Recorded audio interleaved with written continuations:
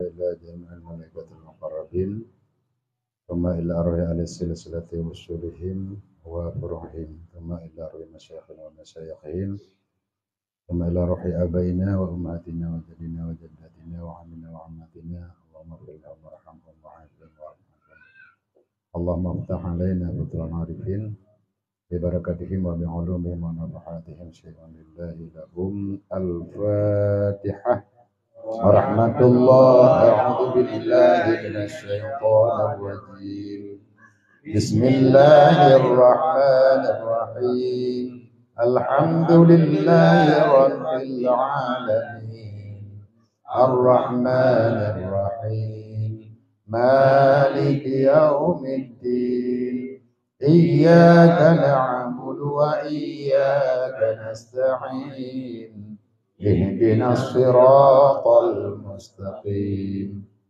صراط الذين أنعمت عليهم غير المغضوب عليهم ولا الضالين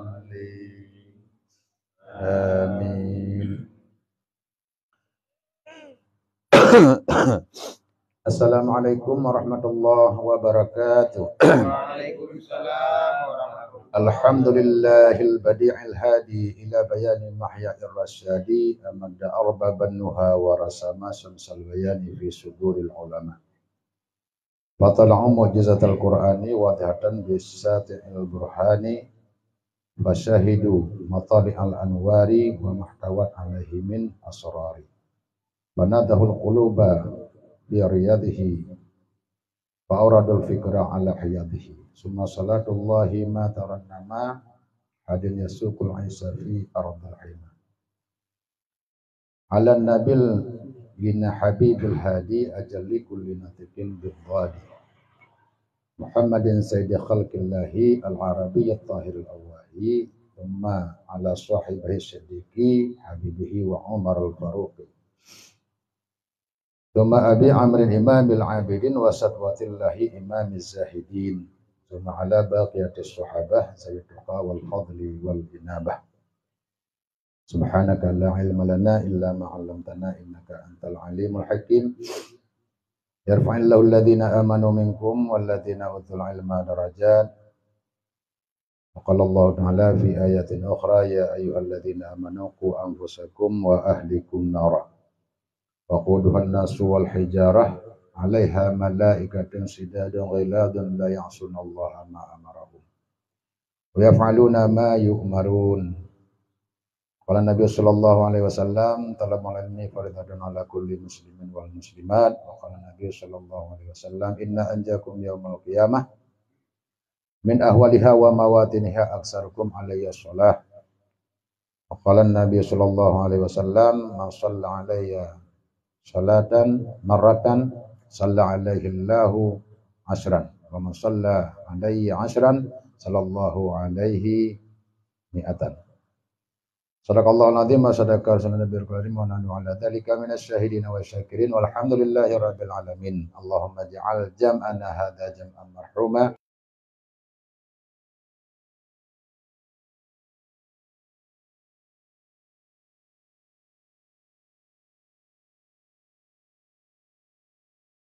ala segala rahmat nikmat diberikan kita hidayah serta taufik sehingga tergerak hati kita untuk datang ke majelis melanjutkan pengajian kita sebagaimana biasa sekaligus mencari ridha Allah Subhanahu wa taala serta menghilangkan kejahilan dan untuk mendapatkan bahagia di yaumil akhir. Rahmat dan sejahtera kepada baginda Rasulullah sallallahu alaihi wasallam yang mana beliau yang telah merubah umat, menjalankan misi dan visi beliau sebagai seorang rasul, sebagai seorang nabi. Yang pertama liutammima makarimal akhlak, menyempurnakan akhlak manusia yang pada waktu itu akhlak yang sangat rusak. Kemudian yang kedua basyirau wa nadhirah, yang memberi kabar takut dan kabar gembira. Memberikan kabar takut dengan berujung dalam neraka, memberi kabar gembira berarti ujung-ujungnya adalah mendapatkan surga. Juga sebagai Rasulullah rahmatan lil alamin, sebagai rahmat bagi sekalian alam, melengkapi kepada semua makhluk Allah yang ada di bumi, manusia, jin, kemudian kepada makhluk Allah yang lain yang berbentuk seperti batu, kemudian pepohonan dan segala makhluk Allah. Semua melengkapi keutusan dan kerasulan baginda Rasulullah sallallahu alaihi wasallam. Pada keluarganya juga, kepada sahabatnya, pada tabi'in, tabi'in, ulama mutaqaddimin dan ulama mutaakhirin ila yaumiddin. Baginda Rasulullah sallallahu alaihi wasallam memberikan gelar kepada para sahabat ini dengan sesuai sifat yang dimiliki oleh para sahabat, wabil khusus kepada khulafaur rasyidin, sebagaimana Rasulullah menyebutnya kepada Abu Bakar sebagai As-Siddiq yang membenarkan kerasulan baginda Rasulullah, kemudian kepada Umar sebagai Al-Faruq yang membedakan antara hak dan batil, kemudian kepada Utsman sebagai Imamul Abidin, imam bagi orang-orang yang beribadah, kemudian kepada Ali Satwatullah, cambuknya Allah, dan Az-Zahidin yang paling zahid di dalam dunia. Itu Imam Ali radhiyallahu an digelar dengan sebagai Az-Zahidin. Zahidin artinya zahid, tidak mengambil bahagian di dalam dunia. Itulah yang namanya Ali, dan sangat mengkhawatirkan dengan keberadaan dunia. Sayyidina Ali radhiyallahu an pernah berbicara dan berkata kepada dunia, aku talak engkau 3. Ali mengatakan seperti demikian. Dia cerai dunia ini yaitu 3. Kenapa? Karena takutnya kepada dunia yang efek kepada neraka Allah. Wa majlis suka hakir, kata Ali kepada dunia, tempatnya dunia, adapun tempat duduknya dunia sangat hina. Sehingga Ali mengatakan kepada dunia ini bagaikan kilap. Kilap itu anjing.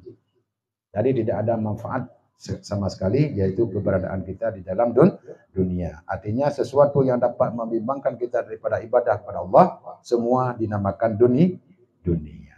Artinya bukan tempatnya dunia pada fasilitas hidup, bukan pada kemewahan, tapi dunia ini terdapat adalah terikatnya hati dengan sesuatu yang kita miliki.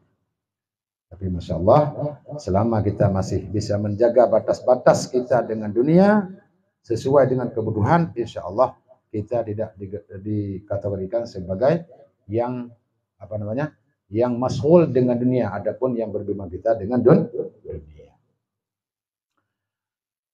Yang kami muliakan, yang kami hormati, Sahibul Bait, yaitu Bang Zami serta keluarganya yang senantiasa menjamu dan senantiasa memberikan tempat, memfasilitasi tempat kita mengaji, tempat yang diridhai oleh Allah Subhanahu wa taala. Juga yang kami muliakan segenap jemaah sekalian yang senantiasa mengikuti pengajian kita di setiap malam Kamis. Mudah-mudahan ke depan Allah berikan petunjuk dan selalu kita dalam kebaikan dan dalam ridha Allah Subhanahu wa taala. Kita awali dengan maqalah daripada Umar radhiyallahu anhu. Perkataan Umar radhiyallahu an, husnul tawaddud al-mahibbah illa nas nisful aqli. Sifat baik ataupun cinta kepada manusia itu setengah daripada akal. Sifat cinta kepada manusia berarti kita dianggap sudah mempunyai ataupun meletakkan pikiran kita, setengah pikiran kita kepada yang benar. Rawa Ibnu Hibban wa Tabrani wal Baihaqi an Jabir bin Abdullah anna Nabiyya sallallahu alaihi wasallam qala mudaratun nasi sadaqah. Mulataqatun nas bil qawli wal fi'li yusabu alaihi sawabas sadaqah. Apabila kita campakkan kepada manusia dengan wajah yang manis dan dengan senyum yang manis dan dengan akhlak yang manis, apabila kita arahkan kepada manusia, ini menjadi sedekah, akan diberikan pahala oleh Allah Subhanahu wa taala. Bertemu dengan saudara kita di jalan, baik kita kenal ataupun tidak, sebenarnya kita disunahkan untuk memberikan salam. Apa tujuan daripada salam? Tahiyah. Tujuan daripada salam tahiyah, penghormatan. Maka sesama muslim di mana saja kita dianjurkan, kecuali pada tempat-tempat tertentu. Kita mau masuk kamar mandi, tidak dibolehkan kita memberikan salam. Tidak ada tahiyah di situ. Adapun kita berada di tempat yang bernajis, tidak dianjurkan untuk memberikan salam. Pertanda apa? Salam ini adalah salah satu penghormatan yang dianjurkan dalam syariat. Maka seorang muslim tidak dianjurkan untuk memberikan salam kepada orang kafir. Ketemu orang kafir tidak boleh memberikan salam. Seandainya didahului oleh orang kafir salam kepada kita, itu bagaimana? Tetap kita jawab, Assalamualaikum. Ya. Hanya dengan kalimat Assalamualaikum, karena Assalamualaikum ya, mudarat, artinya bukan sejahtera, tapi bermakna mudarat bagi engkau. Ya, kalau seandainya didahului oleh orang kafir. Kadang orang kafir kalau untuk salam, Masya Allah, Subhanallah, Astagfirullah, kadang-kadang lebih lebih cepat, lebih fasih lah bacaannya. Ya, tapi itu semua walaupun memang kita lihat secara zahiriyah fasih, namun mereka tetap tidak memiliki pahala. Tidak ada nilai daripada Allah Subhanahu wa taala.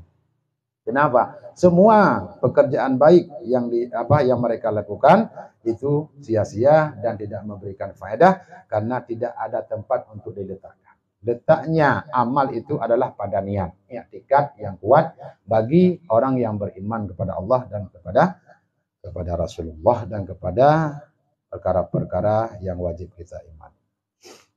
Ya, jadi ini salah satu daripada sedekah apabila bertemu dengan saudara kita dengan sesama Islam satu akidah, maka dianjurkan kita untuk memberikan sedekah, artinya memberikan tahiyah, penghormatan kepada mereka.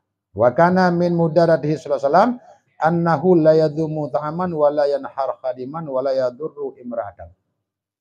Salah satu daripada sifatnya baginda Rasulullah sallallahu alaihi wasallam sebagai akhlakul karimah, artinya akhlak yang mulia, Rasulullah tidak pernah mencela makanan. Ini yang perlu kita perhatikan. Kita kalau bikin maulid itu kesepakatan, punya kesepakatan untuk bikin maulid, mau bagaimanapun kita bikin. Tapi akhlak dan suri teladan yang ada pada beliau tidak pernah kita jalani dalam kehidupan. Itulah manusia. Seperti orang kalau untuk sholat nggak mau, tapi kalau untuk membela agama Allah, siapa yang menghina agama Islam, siap dia untuk berperang. Itu prinsipnya orang Islam. Maka Rasulullah Sallallahu Alaihi Wasallam tidak pernah mencela makanan. Artinya tidak pernah mengatakan kepada makanan yang ingin dimakan itu adalah nggak enak ataupun makanannya bukan daripada yang halal. Nggak pernah seperti itu oleh Rasulullah. Ini salah satu akhlak dalam kehidupan kita. Di saat kita mau makan. Waalaikumsalam warahmatullahi wabarakatuh. Wala yanhar khadiman, tidak pernah menghardi ataupun memarahi khadim. Kebiasaan kita punya khadim, punya pembantu di rumah. Sedikit aja ada kesalahan, setengah hari kita caci maki. Ya, sifatnya sebagai khadim bukan artinya sifatnya budak. Sifat khadim ini adalah orang biasa, orang merdeka yang kita pembantukan di rumah, yang kita gaji. Yang kita gaji adalah upah. Jangan sampai kita tambah gaji kita dengan sering memarahinya. Mentang-mentang kita gaji, boleh kita katakan apa saja kepada khadim ataupun kepada pembantu, enggak boleh. Dalam agama sangat melarang untuk menghardi khadiman. Wala darbu imra'atah. Rasulullah pun enggak pernah memukul istrinya ataupun seorang perempuan, karena bukan artinya Rasulullah punya sifat tidak ada kesalahan pada perempuan, bukan. Banyak perempuan melakukan kesalahan dengan Allah juga kepada Rasulullah. Tapi karena sifatnya perempuan ini perlu kita jaga, apalagi dalam bentuk pernah kita pukul. Istri kita ataupun siapa, orang perempuan yang pernah kita sakiti, ini sangat tersimpan dalam hati dia. Ya, maka selamanya tidak akan baik diri kita dengan orang yang pernah kita pukul daripada kalangan perempuan. Makanya benar-benar kita jaga. Apalagi dalam bentuk memukul seorang perempuan yang memang melebihi daripada takdib, daripada memberikan adab dan akhlak kepada perempuan. Ada tata cara dalam menghadapi seorang perempuan, yaitu istri ataupun siapa saja, yaitu dengan cara-cara yang tertentu yang diajari oleh baginda Rasulullah SAW. Sebagaimana yang diajari dalam fikih bahwa ketika ada istri kita nusyud, tidak taat kepada suami, silahkan yang pertama, jalan pertama, tahap pertama yaitu dengan mengajarinya, menasihatinya. Setelah kita nasihati berhari-hari, tidak ada perubahan, maka kita cengumnya ke mata aja. Adapun kita diamin ibaratnya. Kita cuekin, malah kita jangan berbicara, tapi jangan lebih daripada 3 hari. Berpindah daripada hal yang demikian kepada memisahkan ranjang.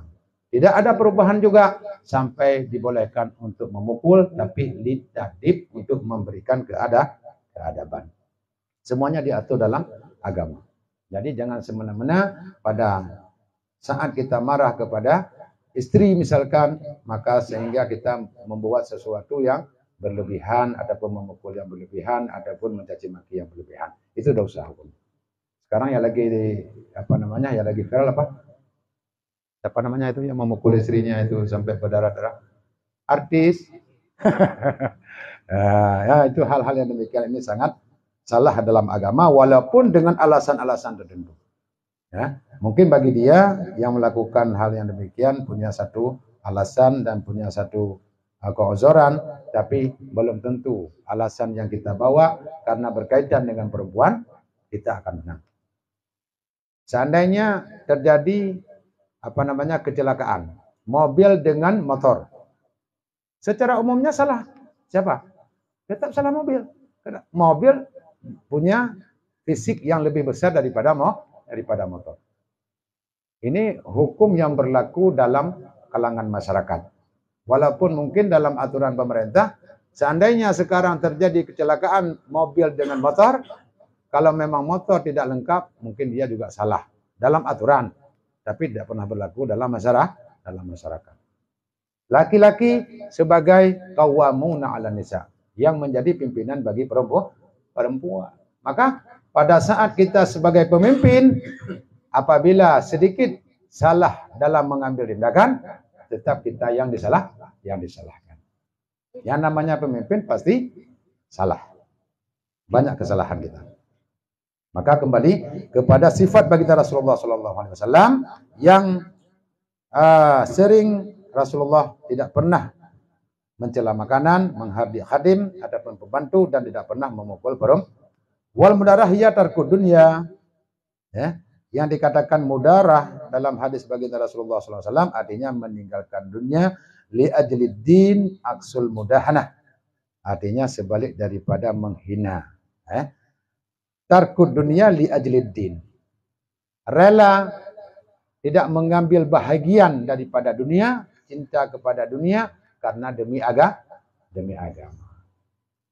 Meluruskan agama sehingga kita apa yang ditawarkan dalam dunia kita tidak mau. Ya. Artinya apa? Ada orang yang mengajak kita kepada duniawi, dibayangi dengan kenikmatan-kenikmatan dunia, tapi kita tetap menolak. Karena kita ketahui bahwa ini semua tipuan yang hadir di dalam dunia, dalam kehidupan. Maka tetap berprinsip kita kepada agama. Kalau agama membolehkan kita kita jalani, kalau memang agama tidak membolehkan, tetap prinsip kita jauhi. Inilah menjadi seorang yang beriman adapun sempurna keimanannya. Kemudian wahusnul soal lil ulama, membaikkan pertanyaan bagi ulama. Ini ada sebahagian yang mungkin datang kepada para ulama bukan bertanya lillahi ta'ala. Ya. Bukan bertanya lillahi ta'ala. Sampai ke sana malah menjadi perdebatan. Ini sikap apa yang kita bawa dalam kehidupan? Sebenarnya dalam agama telah menentukan al-ulama'u warasatul anbiya. Tempat kita murajaah. Tempat kita kembali di saat ada berselisih paham di antara kita. Maka kalau bertanya, maka perbaikilah pertanyaan kita. Jangan bertanya tapi ada tujuan untuk menyakiti ulama. Ingin bertanya untuk menghinakan para ulama. Ini salah dalam sikap kita di dalam kehidupan. Karena Rasulullah menganjurkan wa husnus soal, perbaik pertanyaan kita bagi para ulama, nisful ilmi akan mendapatkan sebahagian daripada ilmu. Li'annal ilma yasulubih, karena ilmu yang kita miliki akan menghasilkan dengan sebab ta'dib dan dengan sebab menjaga sifat-sifatnya sebagai seorang ulama, takdim kepada para ulama. Wa husnul tadbir, ijra'ul umur ala adamil awaqib, dan menjalani segala urusan ala ilmil awaqib, terhadap ilmu daripada akibat. Kemudian wa husnul tadbir, menjalani urusan sesuai dengan ilmu daripada awaqib, daripada akibat. Nisful ma'isyah, kita sudah menjalani sebahagian daripada kehidupan kita yang dianjurkan dalam agama. Wa ya mutasabul insan alladhi ya'ishu bisababihi, inilah usaha manusia sehingga kehidupan kita akan berjalan dengan sebab-sebab adanya husnul tadbir, bagus baik dalam aturan kita di dalam dunia. Kemudian Utsman radhiyallahu an, man taraka dunya bi an aqalla syib'a wal akal wal abghad. Siapa yang meninggalkan dunia artinya mengurangi kenyang dan makan dan marah. Minan nas ahabbahullahu ta'ala, akan mendapatkan kecintaan dari Allah Subhanahu wa ta'ala. Kita bisa menjaga diri kita, ya. Kita tinggalkan dunia, tidak mengambil makanan yang banyak ataupun lapar yang berlebihan ataupun tidak marah kepada sesama manusia, akan dicintai kita oleh Allah Subhanahu wa ta'ala. Inna annahu taqriya wa tafakhur, karena tinggal dunia berarti kita tinggal daripada sifat riya dan rasa bangga. Wa man taraka dzunub ahabbahul malaikah, siapa yang tinggal zunub, segala perbuatan dosa, akan dicinta oleh malaikat. Kita akan dicintai oleh malaikat. Karena malaikat selalu berdoa kepada Allah Subhanahu wa ta'ala kepada orang yang mau menghindar daripada perbuatan dosa.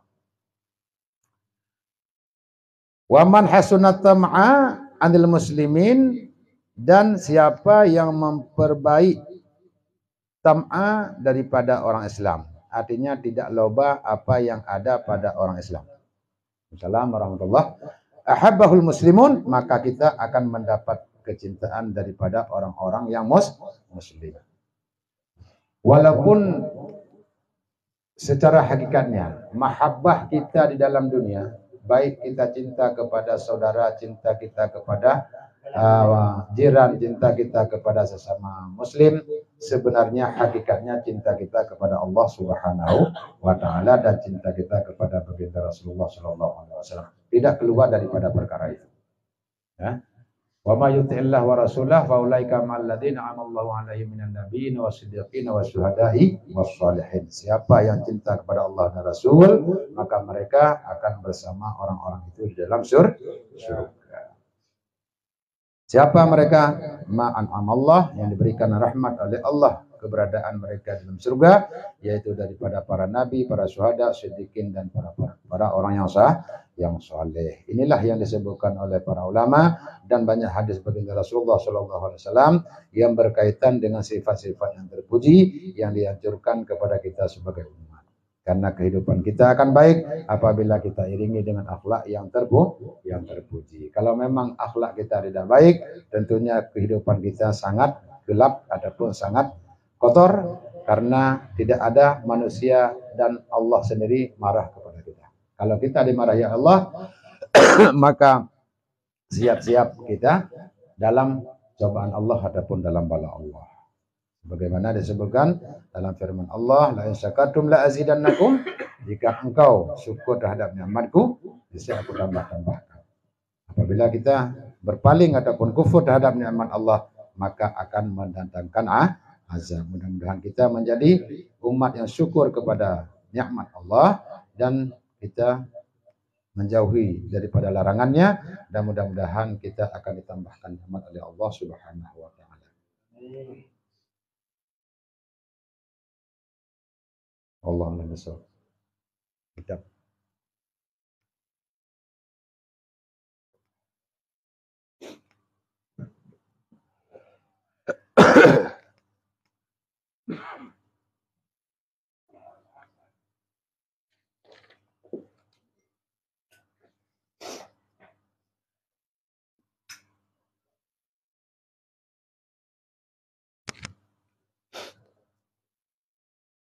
Halaman 22.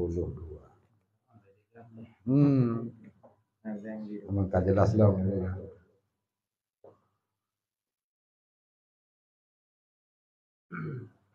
Mandi sunnah halaman 22 pas faslun fil masih ala khafena. Udah pernah belum? Udah pernah dibaca?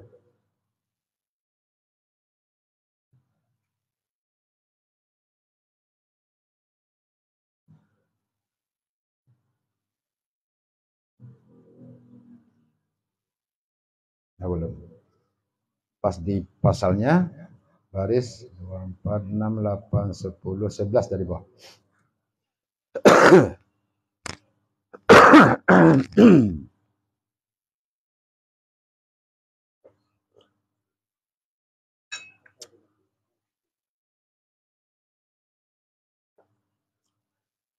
Ya Rabbi bil Mustafa balligh maqasidana waghfir lana ma madha ya wasi'al karami ya Rabbi bil Mustafa balligh maqasidana waghfir lana ma madha ya wasi'al karami ya Rabbi bil Mustafa balligh maqasidana waghfir lana ma madha ya wasi'al karami.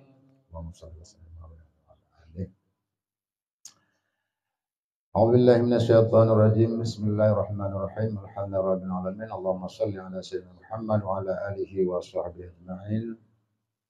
Qala musannifu rahimallahu ta'ala faslun fil masih al-khafain.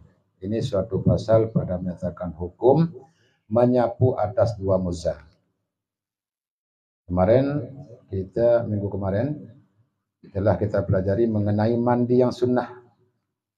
Para ulama mengatakan mandi sunnah sebenarnya sangat banyak, yang disebutkan di sini hanya ada beberapa mandi yang disunnahkan. Yang pertama mandi Jumat, mandi 2 hari raya, mandi gerhana matahari, mandi karena memandikan mayat, dan mandi orang kafir masuk Islam, dan mandi orang siuman sadar daripada gila adapun fitnah.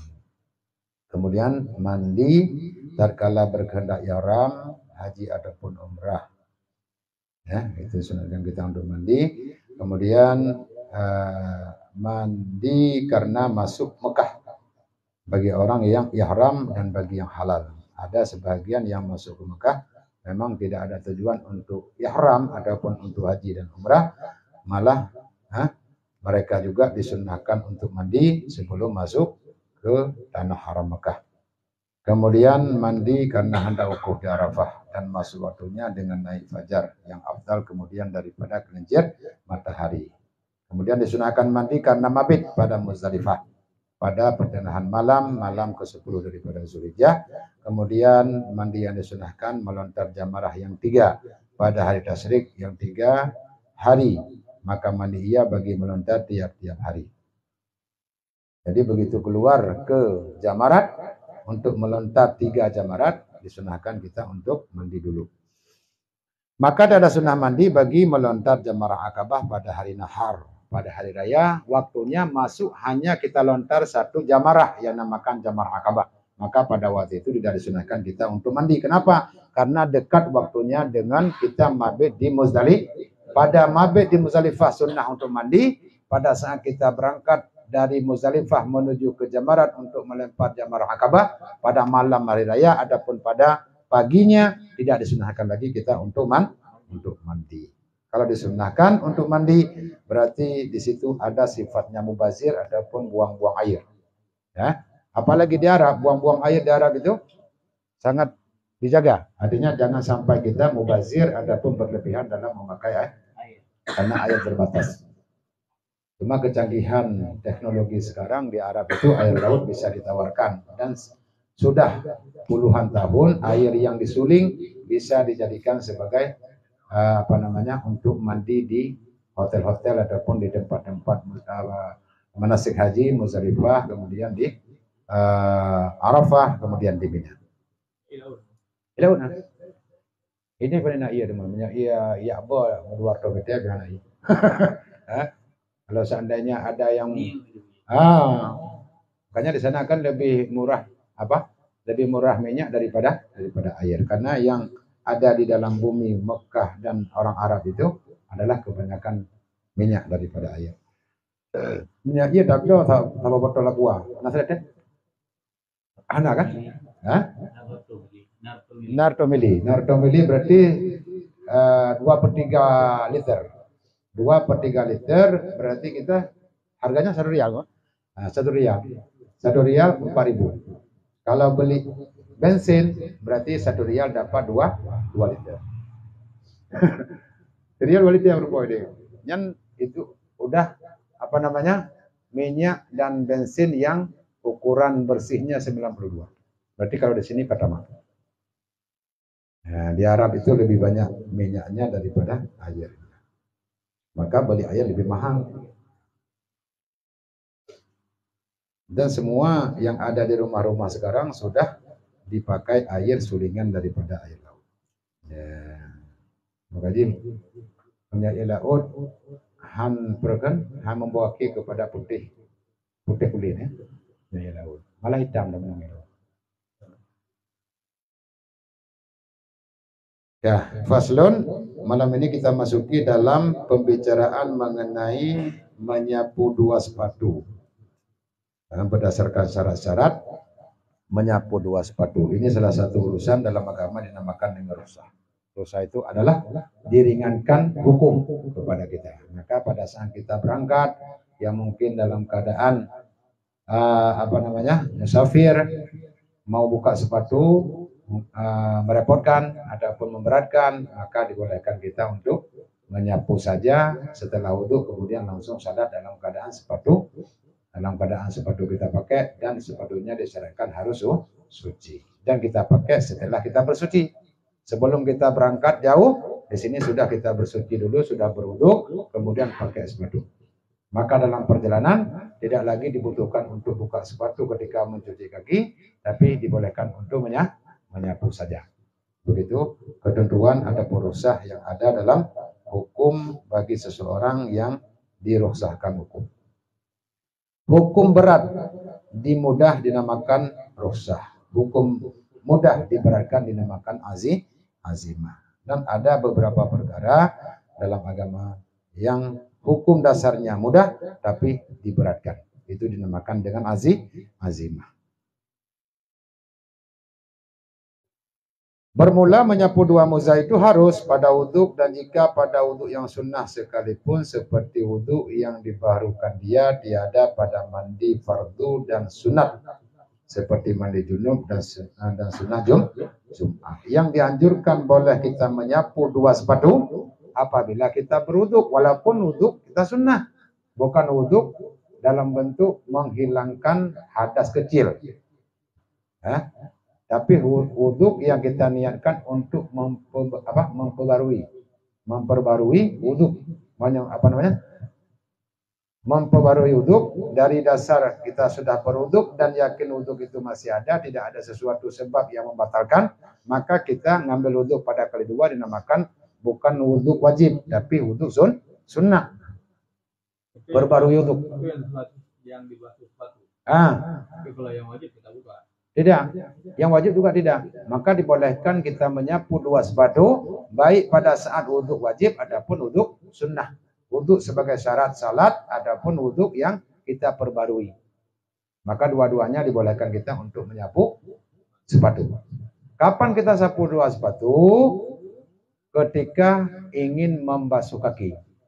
Membasuh kaki salah satu daripada anggota yang wajib pada wudhu. Maka ketika kita sudah selesai daripada yang lain, yaitu sudah selesai daripada menyapu kepala, ingin kita membasuh kaki, maka pada saat itu boleh hanya dengan disapu saja pakai tangan, nggak perlu pakai serbet ataupun pakai mandil.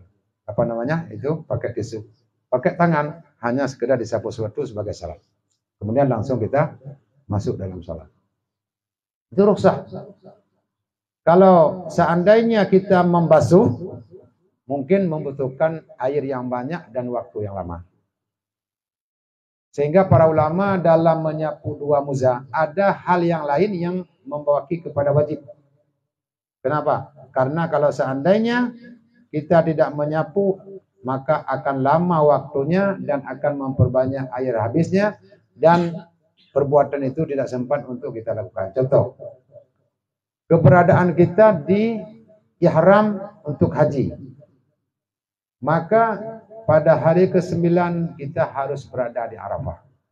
Habisnya waktu di Arafah yaitu setelah maghrib. Kalau seandainya kita tidak langsung berangkat ke sana, maka akan luput dan hilang waktu wukuf Arafah. Begitu kita ingin melakukan wukuf, waktunya sudah sempit, kita berwuduk dulu. Karena berwuduk kalau tidak kita sapu tentunya akan membutuhkan waktu yang lama. Maka boleh kita wajib kita menyapu dua muza adapun dua sepatu supaya cepat-cepat kita masuk ke padang Arafah untuk mendapatkan wukuf Arafah. Karena mendapatkan sebahagian sebentar saja di Arafah, maka kita akan mendapatkan haji. Sebagaimana Rasulullah mengatakan al-haji Arafah, haji itu keberadaannya di Arafah. Yang lainnya mudah. Kalau seandainya ada keuzuran, adapun meninggal kita setelah wukuf Arafah, semuanya bisa kita gantikan dengan duit. Artinya boleh kita digantikan oleh orang lain dan kita berikan upah. Tapi kalau wukuf Arafah tidak sempat kita hadirkan ke sana, berarti kita luput haji. Wajib untuk melaksanakan kedua kali, adapun untuk menggantikan pada tahun yang lain. Karena kewajiban. Maka wajib kan? Wajib gantung. Kalau pada hari Arafah, semua orang yang jamaah haji akan dibawa, walaupun dalam keadaan mau meninggal. Ibaratnya seperti itu. Orang sakit di hotel berhari-hari sampai di sana belum melaksanakan apapun, tapi pada hari Arafah tetap akan dibawa ke Arafah, walaupun di sana hanya disuruh tidur. Dapat di Arafah sebentar berarti sudah mendapatkan haji. Maka hukum yang berkaitan dengan menyapu dua sepatu, keberadaan kita pada saat itu karena harus buru-buru berada di Arafah, berarti ini diwajibkan untuk menyapu. Tidak boleh membuka sepatu adapun menyuci dua kaki. Paham? Tapi kalau misalnya kita buka, itu kalau kita buka berarti nggak boleh lagi untuk selanjutnya kita pakai sepatu. Jadi ibaratnya ini kalau sudah kita buka misalkan tidak mengambil ya boleh-boleh saja. Berarti hitungan lagi ke depannya. Bukan hitungan dari pertama lagi. Enggak, karena kan kurang yakin. Nanti yang kurang yakin Ya timbul keraguan, mungkin ada sah-sah sajalah apabila timbul keraguan. Tapi yang perlu kita katakan bahwa ini salah satu hukum rukhsah yang disunnahkan kita untuk menyapu dua sepatu bila kita mencukupi syarat. Kemudian tiada dibolehkan untuk menyapu dua sepatu pada mandi. Baik mandi wajib adapun mandi sunnah. Mandi janabah, maka wajib kita buka sepatu dan kita basuh semua yang ada di kaki, kulit kaki yang zahirnya diwajibkan. Kemudian pada mandi sunnah, misalnya mandi hari Jumat, jangan kita mandi dalam keadaan memakai sepatu. Tidak dibolehkan. Harus melengkapi semua air yaitu pada badan. Dan tiada pula pada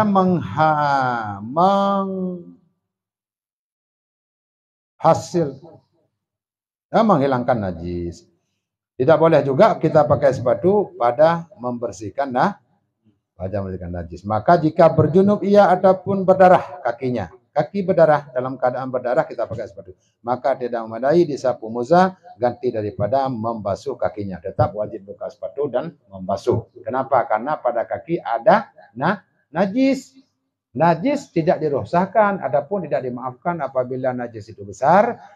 Ketika kita bawa dalam salat, dan wajib untuk menghilangkan najis mau melaksanakan salat. Salah satu daripada syarat, maka sepatu pun tidak boleh kita pakai untuk disapu, tapi dibuka dan dibasuh kakinya. Dan tiada pula menyapu sebelah muza dan membasuh sebelah kaki, melainkan jika ketiadaan yang sebelahnya. Tidak boleh juga ketika menyapu dua sepatu, hanya kita sapu sebelah kita buka. Kalau sudah kita buka sebelah, berarti semuanya harus kita buka dan wajib kita basuh. Misalnya ada najis di sebelah kiri, sebelah kanan nggak ada masalah, nggak ada apa-apa. Boleh nggak kita buka hanya sebelah kiri yang ada najisnya, kemudian kita basuh najis, yang sebelahnya kita sapu. Tidak ada istilah menyapu sebelah. Kalau ingin nyapu dua-duanya, kalau tidak ya enggak sama sekali. Berarti harus kita buka dan kita basuh. Boleh kalau ingin membasuh. Dan baginya beberapa syarat untuk menyapu dua sepatu juga diawali dengan syarat-syaratnya, yaitu bahwa memulai pakai keduanya itu kemudian daripada sempurna bersuci dengan mandi junub ataupun wudhu ataupun tayamum. Cara kita membersihkan diri ada tiga: mandi, junub ataupun bertayamum. Dengan wudhu ataupun bertayamum. Berarti ada tiga kesucian. Maka sepatu yang kita pakai selesai sempurna suci.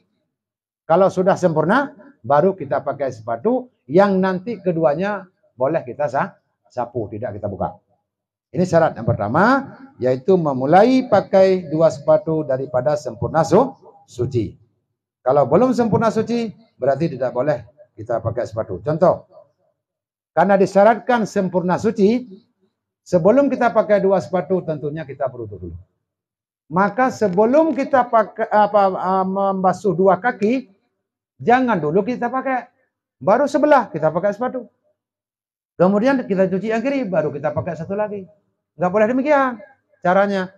Bagaimana juga? Berarti kita sudah sempurna, sudah membasuh dua kaki, baru kita ambil sepatu dan kita pakai. Maka kalau begitu caranya, dibolehkan untuk wudhu kedua, tidak kita membasuh dua kaki, tapi boleh untuk menyapu. Paham? Ya. Walaupun untuk pertama udah batal, boleh. Memang harus batal dulu. Artinya kalau memang tidak batal, yang berarti kita belum belum berhadas kecil, bukan berhadas kecil.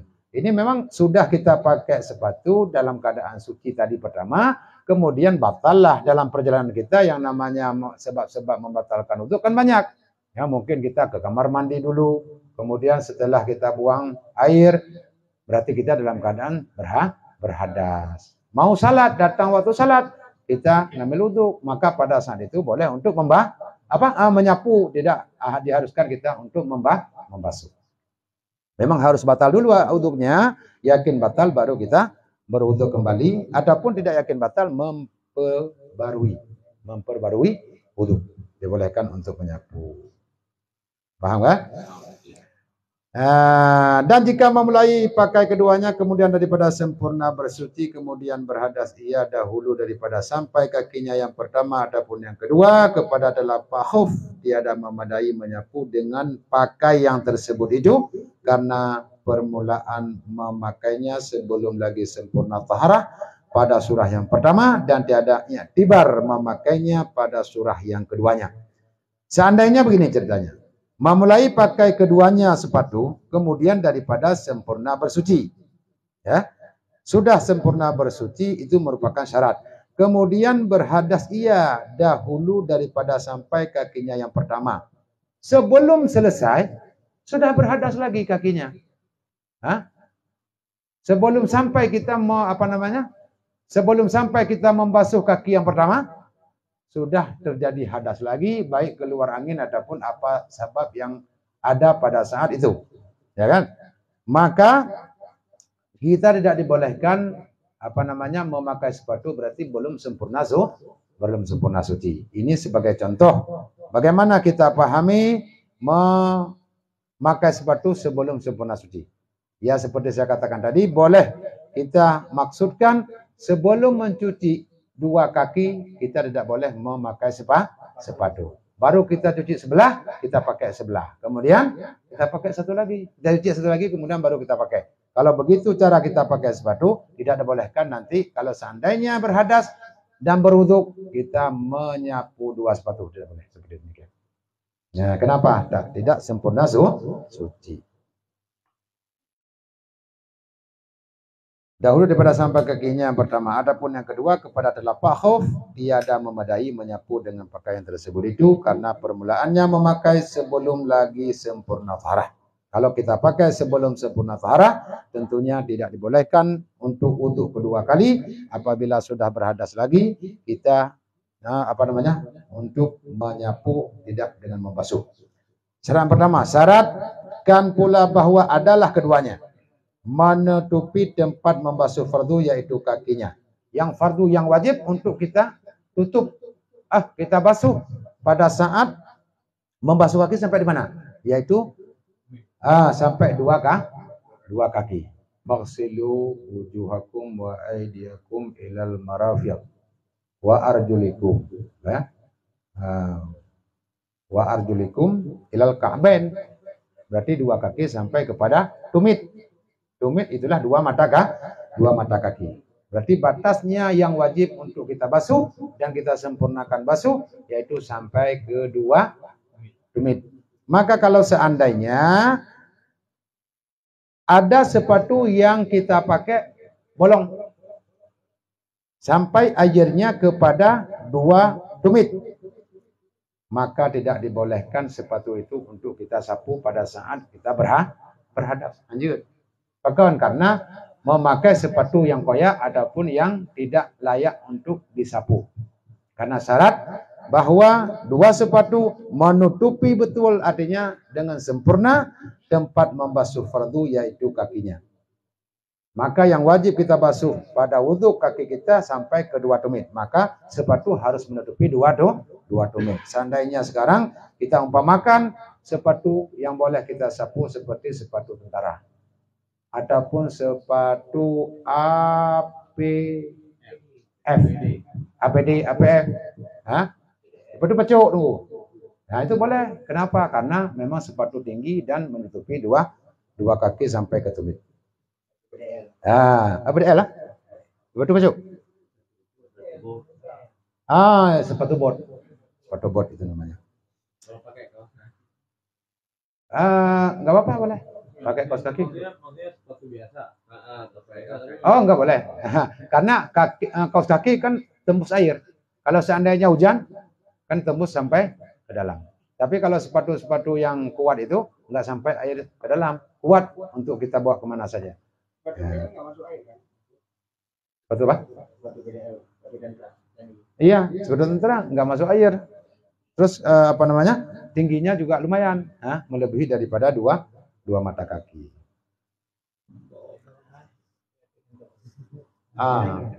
Salah satu daripada contoh lihat ke atas. Ini langsung ada contoh dua khuf adapun dua sepatu, dua moza yang menjadi contoh untuk boleh kita sapu. Tapi yang anehnya kita punya sepatu dan ketika kita berjalan kita pakai, tapi di jalan sudah tidak mau beramal, tidak mau melakukan untuk menyapu dua sepatu. Siapa saja?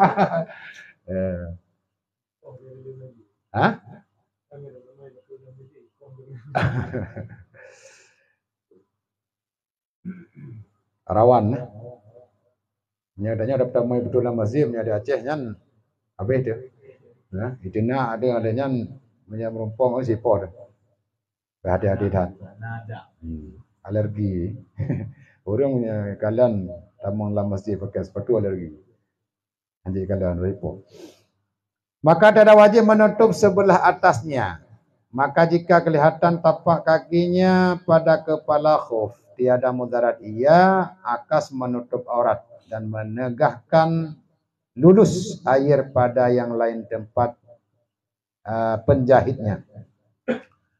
Jadi menutup dua mata kaki. sepatu yang menutupi dua mata kaki, berarti salah satu daripada syarat.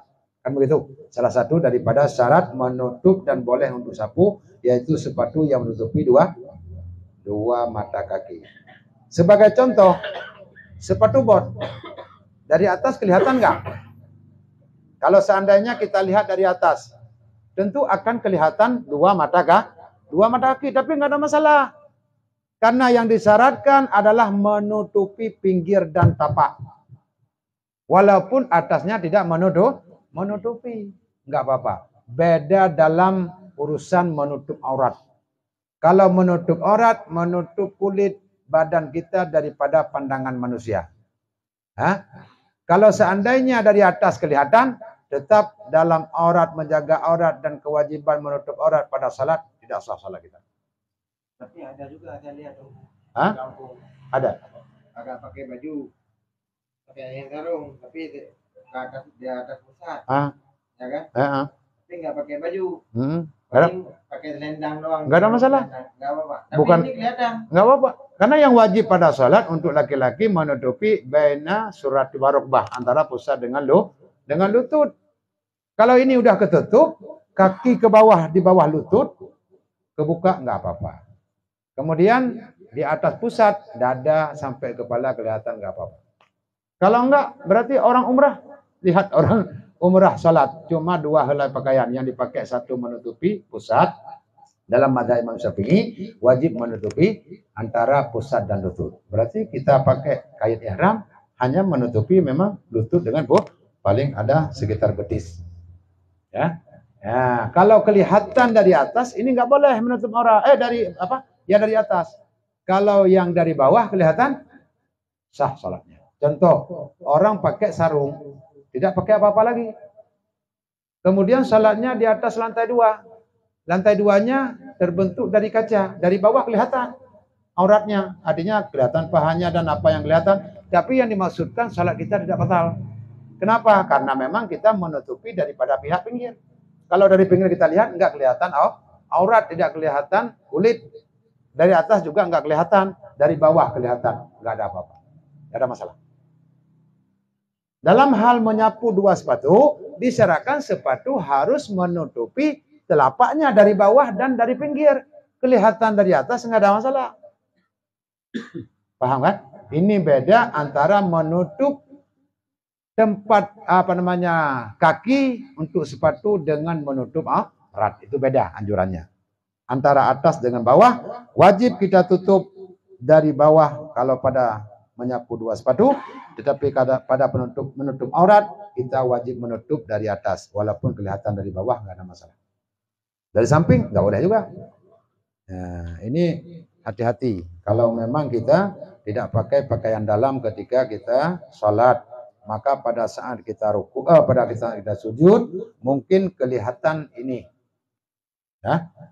Kalau kelihatan berarti terbuka aurat. Mungkin kita kurang menyadari.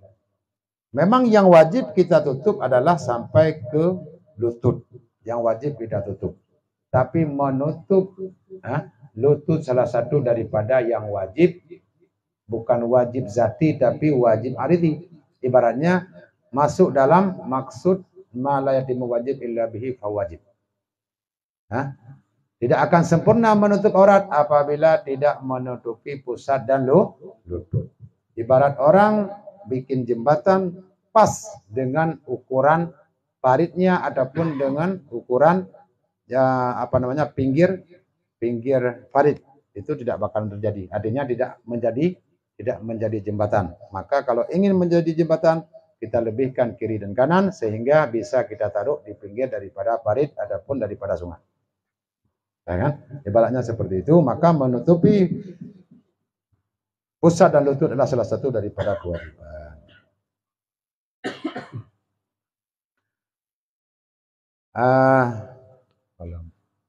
Dan lagi diserahkan dua muzah itu yang dapat berjalan berturut-turut atas keduanya karena pergi datang orang yang musafir pada segala hajatnya daripada berhenti dan berjalan.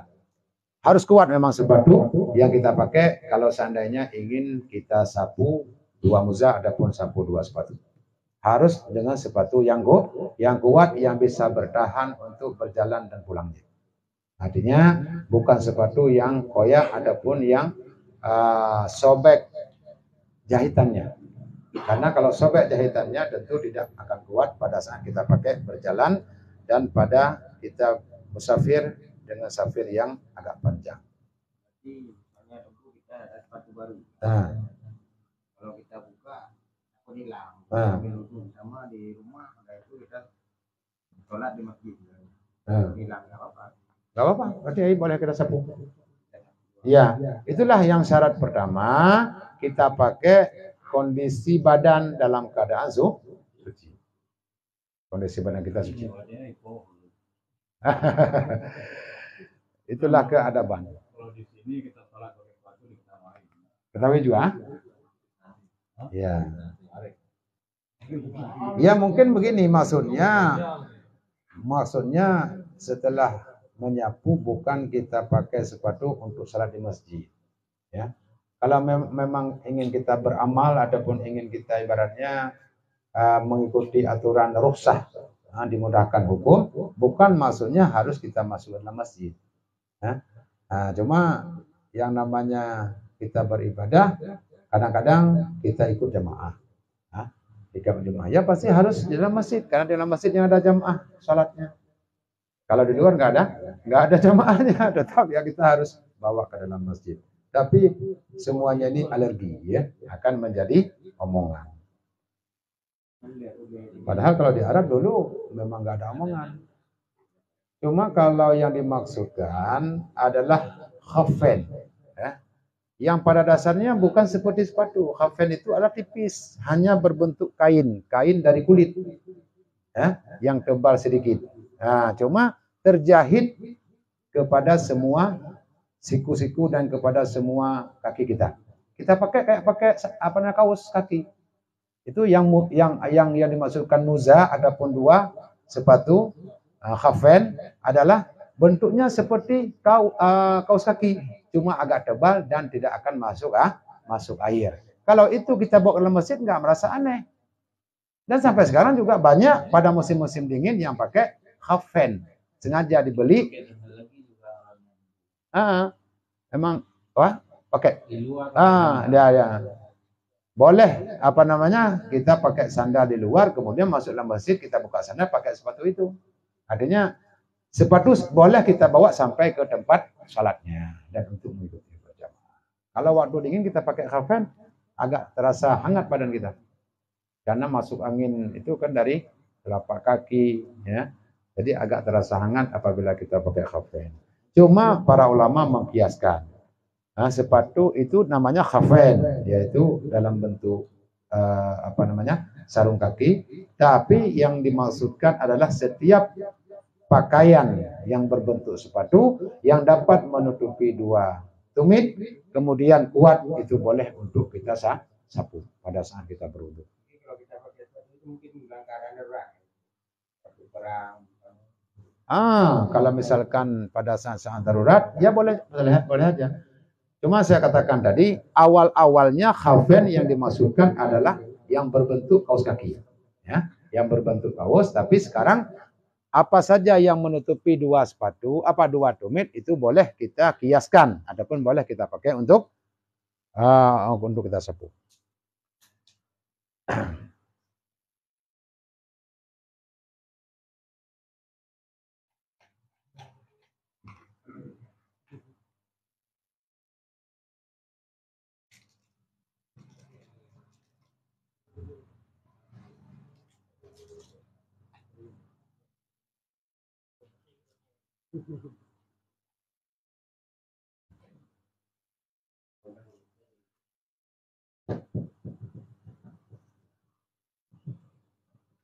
Dan diserahkan pula suci keduanya, bahkan jika ada atasnya najis yang dimaafkan daripadanya, maka menyapu ia daripadanya barang yang tiada ada najis, atasnya sah menyapunya. Bagian daripada syarat menyapu dua sepatu harus suci daripada najis. Seandainya ada najis yang dimaafkan, contoh darah yang sedikit nempel di sepatu, tapi kita sapu tidak mengenai darah, Karena kalau sudah mengenai darah kita sapu akan membengkak dan akan besar darahnya menjadi najis yang tidak dimaafkan. Bisa kita hindar daripada mengenai najis, kemudian kita sapu di sampingnya, maka sah sapunya. Artinya dibolehkan kita menyapu dua sepatu walaupun dalam keadaan bernajis, tapi najisnya yang dimaafkan. Karena syarat dua sepatu pun harus dalam keadaan suci. Dan dimudahkan menyapu bagi orang yang mukim sehari semalam dan bagi orang yang musafir seperti pasar 3 hari 3 malam. Orang mukim berangkat kita dari tempat kita yang menetap. Maka pada sebelum kita berangkat ibaratnya, ataupun kita bukan berangkat ke tempat yang jauh, keberadaan kita di kampung. Nah, adapun di sini di tempat kita mukim, maka boleh untuk kita sapu sehari semalam. Mudah ataupun masa yang dibolehkan untuk menyapu. Contoh, ini kita pulang ke rumah, langsung ngambil wudhu, kemudian pakai sepatu. Enggak ada tujuan untuk musafir. Hanya untuk di rumah, adapun untuk tidur. Untuk bekerja mungkin besok. Tapi dari sekarang kita sudah pakai dua sepatu. Dan niat ketika kita berhadas nanti, bangun tidur misalkan, tapi kita tidak tidak membasuh, tapi tetap dalam bentuk menyapu. Berarti dibolehkan sehari semalam bagi kita yang dari sini. 2 malam aja. Kemudian bagi yang musafir, berarti 3 hari 3 malam sama seperti kasar dan jamak, dibolehkan didosakan. Iya, kalau kena musafir boleh 3 hari 3 malam.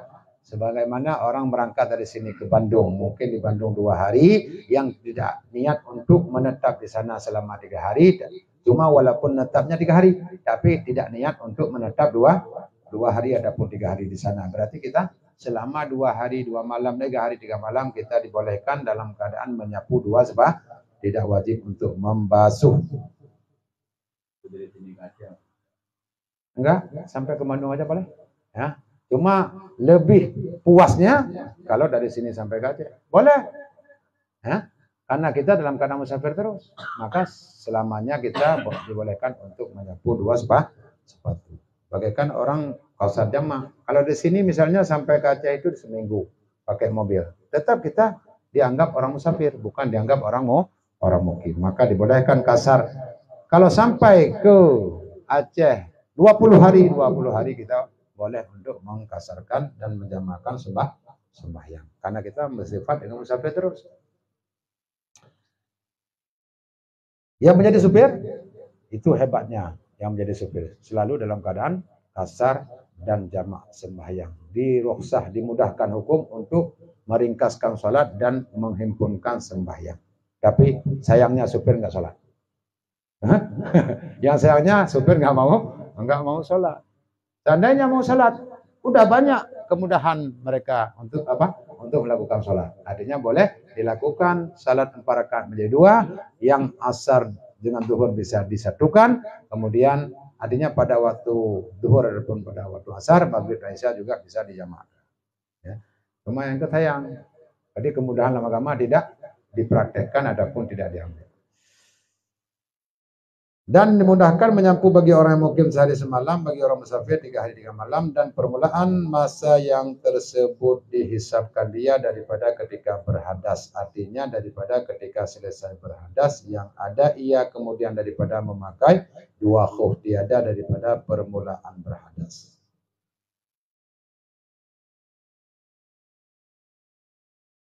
Jadi yang dimaksudkan, hitungan pertama kita memakai 2 sepatu, kalau untuk orang mukim sehari kapan dihitungnya? Ketika berhadas.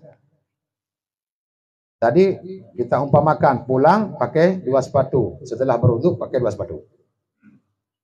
Tidak berhadas sampai besok sore, berarti belum kehitung. Berarti kita belum kehitung masanya. Kenapa? Karena belum berhadas. Kapan kita dihitung? Setelah berhadas. Maka setelah berhadas, dari situ misalnya berhadas jam 8 pagi. Berhadas kita. Ya. Jam 8 pagi. Berarti dari jam 8 pagi sampai jam 8 pagi besok. Baru habis masanya untuk orang mukim. Kalau untuk orang musafir, sampai 3 hari kemudian, jam 8 3 hari kemudian. Bukan pada masa memakai sepatu, tapi mulai berhadas. Paham? Mulai berhadas. Kapan setelah kita pakai sepatu berhadas, dari situ kita mulai. Kalau seandainya sudah kita pakai sepatu, langsung keluar angin. Berarti kita sudah dari situ sudah gitu. Untuk sehari semalam ataupun 3 hari 3 malam bagi orang musafir. Dan orang yang asli dan sepernya, dan tiada daripada ketika menyapu dan tiada daripada permulaan memakai. Dan orang yang asli dan safarnya dan yang haim menyapu keduanya seperti orang yang mukim. Kalau kita orang maksiat, artinya tujuan untuk maksiat. Karena ada juga prinsip orang sekarang maksiat jalan terus, ya, ibadah tetap menjaga. Tujuan main judi misalkan ke Bandung. Ya. Orang berjalan ataupun orang yang musafir, tapi tujuan safirnya untuk maksiat. Dan yang haim artinya orang yang tidak ada tujuan, keluar dari rumah, berangkat, tujuannya ada 96 kilo. Tapi apa tujuannya ditanya? Enggak tahu. Apa tujuannya enggak tahu. Enggak ada tujuan. Haim namanya. Maka orang yang maksiat dalam safir dan orang yang haim, maka keduanya seperti orang yang mukim. Berarti hitungan bagi mereka berdua adalah seperti orang mukim. Bagaimana orang mukim? Berarti boleh hanya sehari semalam, tidak boleh 3 hari 3 malam. Masa ada orang yang maksiat tapi masalah menyapu 2 sepatu ini berjalan? Ya bisa saja. Orang mengerti, apalagi kadang-kadang terjadi pada orang yang alim, artinya orang mengerti. Masalah persoalan menyapu 2 sepatu tetap dia jalankan, karena dia mengerti dan tahu cara memakai 2 sepatu dan syarat-syaratnya. Masalah tujuan dia maksiat, berarti itu memang resiko. Urusnya bubuk maksiat, tapi tetap peragam ibadah, tetap ikut kepada aturan orang musafir. Maka dibolehkan bagi orang musafir yang demikian, yaitu sehari semalam. Dan orang yang daim hadas, apabila berhadas kemudian daripada memakai 2 muzah akan hadas yang lain seperti hadasnya yang daim dahulunya, daripada ia sembahyang dengan dia akan fardu menyapu ia dan mengharus ia akan barang yang ada ia mengharuskan dia. Jika tinggal taharnya yang memakai ia atasnya akan 2 muzahnya. Ini bicara orang yang daim hadas, selalu dalam keadaan berhadas, ya. Seperti kita katakan tadi, begitu dia pakai 2 sepatu langsung berhadas. Memang dia sering keluar angin, orang berangin. Adapun yang berdarah hidung, berdarah gigi, ini juga namanya daim hadas. Selalu dalam keadaan berhadas. Aturan bagi mereka bagaimana? Aturannya orang yang daim hadas apabila berhadas kemudian daripada memakai muzah. Setelah dia pakai langsung berhadas. Ya. Hadasnya boleh yang dimaksudkan hadas yang daim, artinya yang terjadi sebelumnya, boleh dengan hadas yang lain. Serta hadasnya yang daim dahulunya, dua-duanya terjadi hadas, daripada ia sembahyang dengan dia akan fardu menyapu ia. Artinya setelah dia lakukan sholat fardu, kemudian langsung dia menyapu lagi. Dan mengharus ia akan barang yang ada ia mengharuskan dia jika tinggal taharnya memakai atas akan 2 muzahnya. Cuman kalau berkaitan masanya berarti tinggal masa yang sisanya. Yang lainnya sudah tidak dianggap karena dia dalam keadaan daim hadas. Dan itu 1 fardu dan beberapa sunnah. Dengan sekali menyapu boleh dia lakukan 1 fardu salat dan 1 sunnah. Beberapa sunnah, beberapa salat sunnah.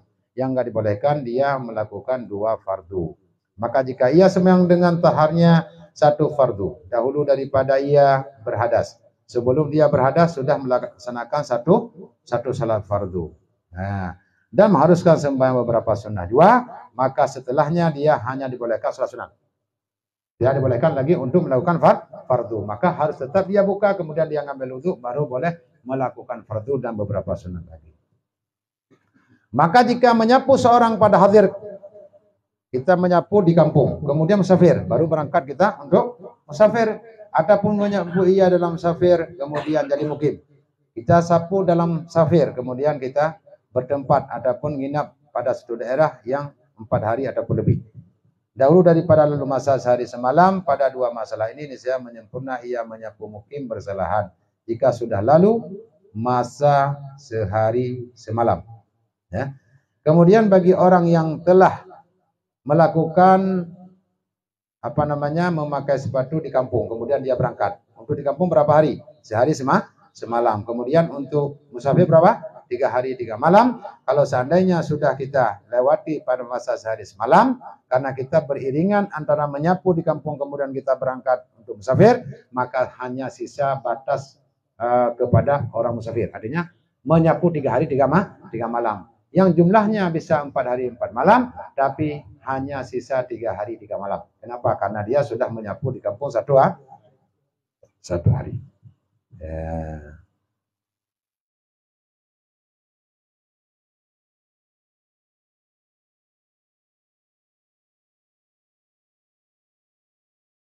Ya, wallahu a'lam bishawab wa ilahil ma'ab.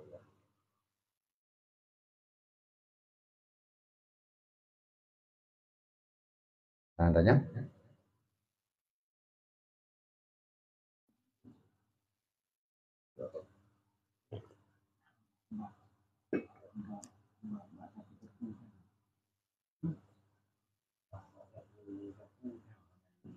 Ada pertanyaan? Ya, ada pertanyaan satu kanan mungkin ada beberapa. Bismillahirrahmanirrahim. Bismillahirrahmanirrahim. Alhamdulillahi rabbil alamin hamdan yuwafi ni'amahu wa yukafi'u mazidah. Ya Rabbana lakal hamdu kama yanbaghi li jalali wajhikal karim wa 'azimi sultanik. Allahumma shalli wa sallim ala sayyidina Muhammad wa ala alihi wa sahbihi ajma'in. Allahumma ighfir lana dhunubana وذنوب والدينا وارحمهما كما ربيانا صغيرا ولجدنا ولجدتنا ولإخواننا ولأخواتنا ولعمنا ولعمتنا ولأستاذنا ولمعلمنا ولمن حق علينا ولجل المسلمين والمسلمات والمؤمنين والمؤمنات الأحياء منهم والأموات برحمتك يا أرحم الراحمين. اللهم اجعل جمعنا هذا جمعا مرحوما وتفرقنا من بعده تفرقا معصوما. اللهم زدنا علما وفهما والحقنا بالصالحين. اللهم افتح علينا فتوح العارفين برحمتك يا ارحم الراحمين. اللهم استودعنا ما علمتنا وفرده عند احتياجنا اليه. اللهم انزل الرحمه والبركه والسكينه والمغفره والعافية والراحة والسلامة وشفاء على شيخنا يا الله يا أرحم الراحمين.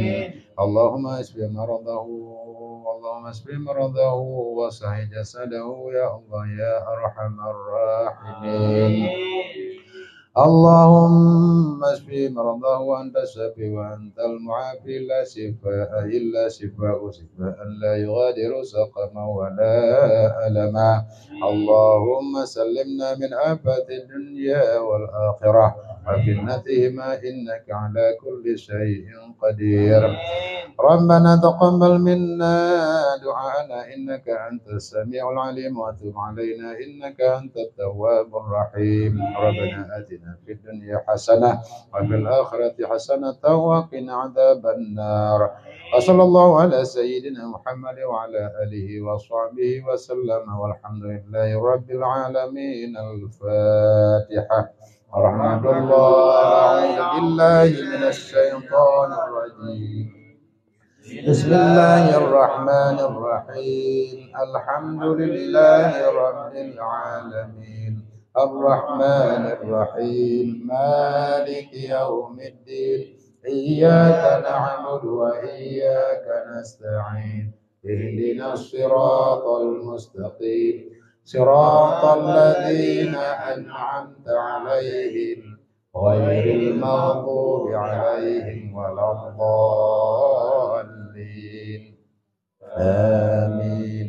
صلى الله وسلم على النبي سيدنا محمد وآله وصحبه أجمعين. صلى الله وسلم على النبي سيدنا سيدنا محمد وآله وصحبه أجمعين صلى الله وسلم على النبي سيدنا محمد وآله وصحبه أجمعين سبحانك اللهم وبحمدك أشهد أن لا إله إلا أنت أستغفرك وأتوب إليك. Wassalamualaikum warahmatullahi wabarakatuh. Waalaikumsalam warahmatullahi wabarakatuh. Baca nama.